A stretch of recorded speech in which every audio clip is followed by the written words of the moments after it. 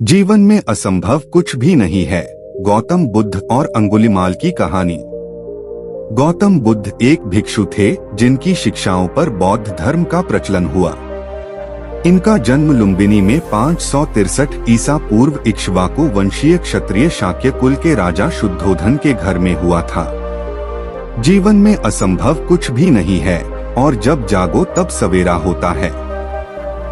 अगर आपको ये लगता है कि मैंने बहुत से बुरे काम किए हुए हैं और अब इन गलत कामों को सुधारने के लिए कोई भी विकल्प नहीं है, तो आपको गौतम बुद्ध के जीवन की ये कहानी एक बार अवश्य सुननी चाहिए।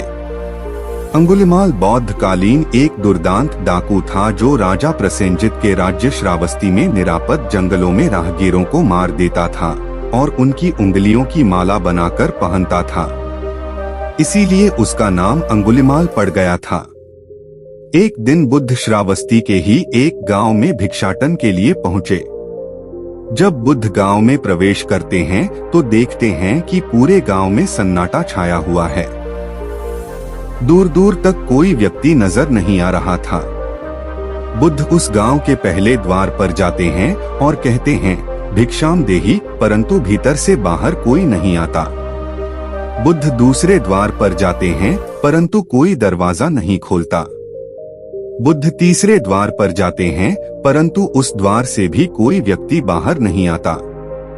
फिर अचानक से एक दरवाजा खुलता है जिसमें से एक व्यक्ति बाहर निकलता है।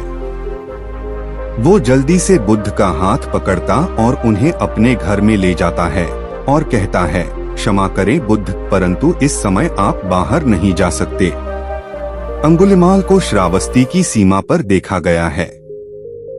सभी गांव वाले डर के मारे अपने अपने घरों की खिड़कियां दरवाजे बंद करके बैठे हुए हैं। बुद्ध उस व्यक्ति से पूछते हैं कि कौन है ये अंगुलिमाल और उससे इतना भय क्यों है। वह व्यक्ति कहता है कि अंगुलिमाल एक राक्षस है। उसे जो भी मनुष्य मिलता है, बच्चा, वृद्ध, स्त्री या पुरुष, यहाँ तक कि सन्यासी भी, वो किसी को भी नहीं छोड़ता। महाराज प्रसेनजित के सैनिक भी उससे डरते हैं। बुद्ध उस व्यक्ति से पूछते हैं क्या वो ये सब धन के लालच में करता है। वो व्यक्ति कहता है, नहीं, धन का उसे कोई लालच नहीं है। वो जब भी किसी मनुष्य पर वार करता है तो उसकी उंगली काटकर अपने गले की माला बनाता है, इसलिए उसका नाम अंगुलिमाल पड़ गया है। बुद्ध कहते हैं, आभार आपका जो आपने मुझे उसके बारे में बताया। फिर वो व्यक्ति बुद्ध से कहता है कि कृपा कर आप बाहर ना जाइए क्योंकि वो आप पर भी वार कर सकता है। बुद्ध कहते हैं कि भय से अपनी राह छोड़ दूं, ऐसा मैंने कभी नहीं किया। मुझे भिक्षा मांगता देख जनवरी से जनवरी के हृदय में अंगुलिमाल का भय कम होगा। फिर वो व्यक्ति कहता है, नहीं बुद्ध, आप मत जाइए, वो बहुत ही ज्यादा खतरनाक है। बुद्ध कहते हैं, वो खतरनाक नहीं बल्कि दुखी है और मुझे उसके पास जाना होगा क्योंकि उसे मेरी आवश्यकता है। इतना कहकर बुद्ध उस व्यक्ति के पास से चले जाते हैं। कुछ दूर चलने के बाद बुद्ध वन में प्रवेश करते हैं। वन में चारों ओर एक सन्नाटा छाया हुआ होता है। दूर दूर तक ना तो कोई मनुष्य और ना ही कोई पशु पक्षी दिख रहा होता है, परंतु बुद्ध अपने मार्ग पर आगे बढ़ते रहते हैं। अचानक बुद्ध के सामने अंगुलिमाल आकर खड़ा हो जाता है। उसका रूप इतना डरावना होता है कि कोई भी व्यक्ति उसे देखकर ही भयभीत हो जाए। उसके गले में उंगलियों की माला होती है। चेहरा और हाथ रक्त से सने होते हैं और शरीर बलशाली होता है। उसका रूप इतना भयानक होता है कि किसी भी साधारण व्यक्ति के प्राण तो उसे देखते ही निकल जाएं। परंतु बुद्ध पर अंगुलिमाल के इस डरावने रूप का कोई भी असर नहीं होता। बुद्ध कुछ क्षण तक एक शांत मुस्कुराहट के साथ अंगुलिमाल की तरफ देखते हैं और फिर उसकी बगल से निकलकर अपने मार्ग पर आगे बढ़ जाते हैं। बुद्ध को ऐसा करते देख अंगुलिमाल को यह समझ नहीं आता कि उसके साथ ये हो क्या रहा है। वह मन ही मन सोचता है कि मुझे देखकर लोग या तो भाग जाते हैं या मुझे देखकर ही मर जाते हैं या फिर मुझसे अपने प्राणों की भीख मांगने लगते हैं। मैंने कई सन्यासियों को भी मारा है, परंतु मैंने आज तक कोई ऐसा कभी नहीं देखा जो मुझे नजरअंदाज करके अपने मार्ग पर आगे बढ़ जाए। या तो इसने मुझ पर ध्यान नहीं दिया होगा या फिर हो सकता है कि यह देख ही ना सकता हो। परंतु मुझे इससे क्या, मुझे तो अपनी उंगलियों की माला पूरी करनी है। अंगुलिमाल बुद्ध को आवाज लगाता है, ये साधु रुक। फिर भी बुद्ध अंगुलिमाल को नजरअंदाज करते हैं और अपने मार्ग में आगे बढ़ते रहते हैं। अंगुलिमाल और ज्यादा क्रोध में भरकर बुद्ध को आवाज लगता है, ये साधु रुक। फिर भी बुद्ध अंगुलिमाल को फिर से नजरअंदाज करते हैं और अपने मार्ग में आगे बढ़ते हैं। अंगुलिमाल तीसरी बार बहुत ही ज्यादा क्रोध में भरकर आवाज लगता है, ये साधु रुक। फिर बुद्ध रुकते हैं। अंगुलिमाल बुद्ध के पास जाता है और कहता है, मेरे आदेश देने के बाद भी तू रुका क्यों नहीं? बुद्ध कहते हैं, मैं तो बहुत पहले ही रुक चुका हूँ, तुम ही चलते जा रहे हो। अंगुलिमाल यह समझ ही नहीं पाता कि बुद्ध क्या कह रहे हैं, परंतु वो इतना जरूर समझ जाता है कि सामने खड़ा व्यक्ति उससे थोड़ा भी नहीं डर रहा है।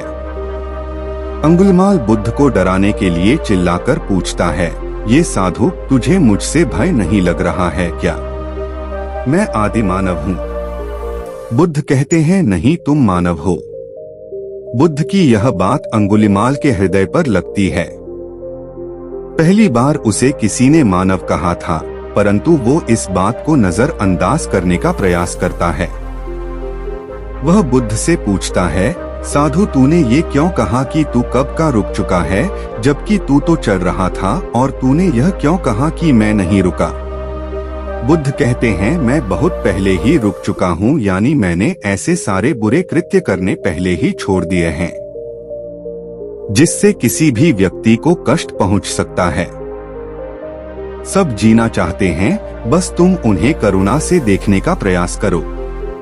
बुद्ध के यह शब्द दोबारा से अंगुलिमाल के हृदय पर चोट करते हैं, परंतु वह दोबारा से बुद्ध की बातों को नजरअंदाज करने का प्रयास करता है और इस बार वह और क्रोध में भरकर बुद्ध की गर्दन पर अपनी कटारी रख देता है, जिससे वो लोगों की हत्या किया करता था। और बुद्ध से चिल्लाकर कहता है, नहीं मानव, मुझ में ना तो प्रेम है और ना ही करुणा है, सिर्फ छल और कपट है। इसलिए मैं सबकी हत्या करूंगा और किसी को जीवित नहीं छोड़ूंगा। बुद्ध कहते हैं, तुम्हें लोगों ने बहुत दुख दिया है अंगुलिमाल। कृत्य मनुष्य अज्ञान के कारण ही करता है। ईर्ष्या, द्वेष, मोह, माया, ये सभी अज्ञान की ही संतानें हैं, परंतु वो व्यक्ति ही है जिसमें दया, करुणा, सद्भाव और समझ का उदय भी होता है। अंगुलिमाल यदि इस जीवन में क्रूर और निष्ठुर लोग हैं, तो दयावान भी हैं। बस तुम्हें अपनी आंखों से इस अंधेपन की पट्टी को हटाना होगा जिसमें तुम्हें केवल बुराई ही दिख रही है। अंगुलिमाल यह समझ नहीं पा रहा था कि पहली बार उसे अपने आप इतना कमजोर क्यों महसूस हो रहा है। वह कोशिश तो करता है क्रोध करने की, परंतु कर नहीं पाता। वो बड़ी हिम्मत जताकर क्रोधित होने का नाटक करके बुद्ध से कहता है, तुम और व्यक्तियों जैसे नहीं हो। बुद्ध कहते हैं, मैं हर व्यक्ति जैसा ही हूँ, बस जागृत हूँ और यह सिद्ध कर रहा हूँ कि हर व्यक्ति में जीने की क्षमता है। मेरा मार्ग क्रोध को दया में परिवर्तित करता है।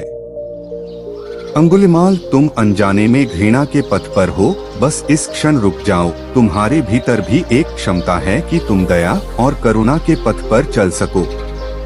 इतना सुनते ही अंगुलिमाल के हाथ से कटारी जमीन पर गिर जाती है और उसकी आंखों से आंसू बहाने लगते हैं। भला कोई कब तक बुद्ध को अनदेखा करेगा? अंगुलिमाल रोते हुए बुद्ध से पूछता है, क्या आप वही हैं जिन्हें लोग बुद्ध कहते हैं, जो लोगों को मुक्ति के मार्ग पर चलना सिखाते हैं?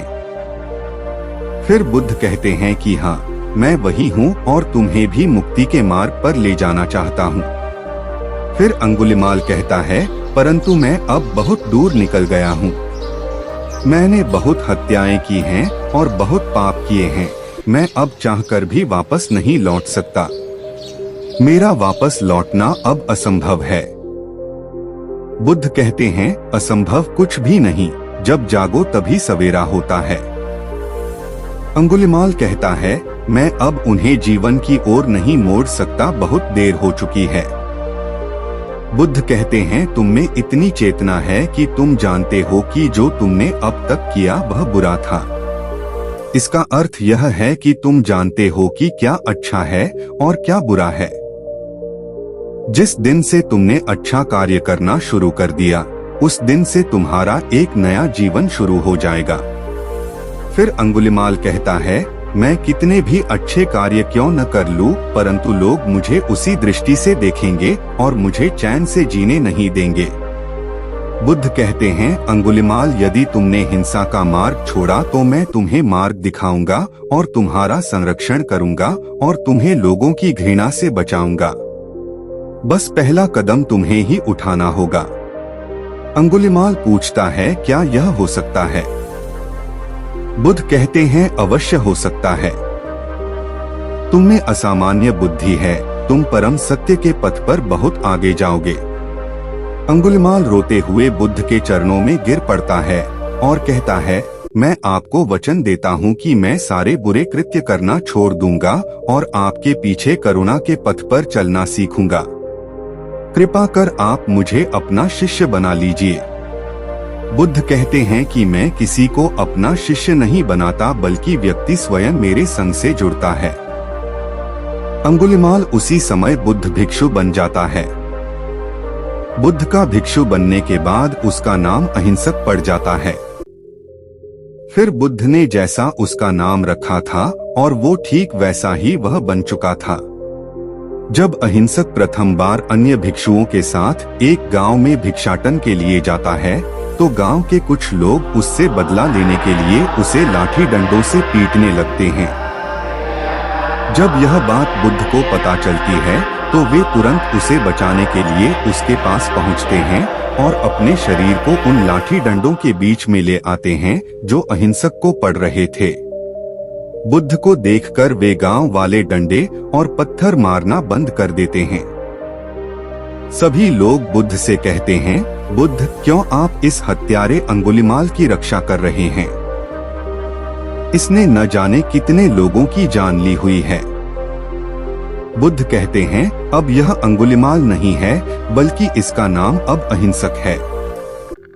अब यह आपकी ही तरह एक मानव है।